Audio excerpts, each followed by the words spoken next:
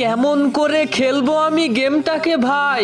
Update আসার পরেই আমার ফোনটা বলে ওঠে আমি আর পারছি না, ছেড়ে দে আমায়। যত রকম প্রেশার আছে ফোনটাকে দি, 5টা বছর একই ফোনে গেমটা আমি খেলি। না বলেনি কখনো সে, এবার জানি না কি হলো। এই আপডেট আসার পরেই ফোনটা প্রচুর ল্যাগ মারতেছিল।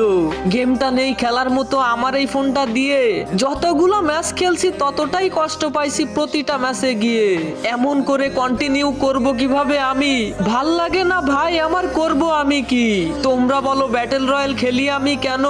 সমস্যা তো ভাই একটাই, দেখো গেম খেলতে গেলে কিভাবে ফোনে ল্যাগ মারতেছিল।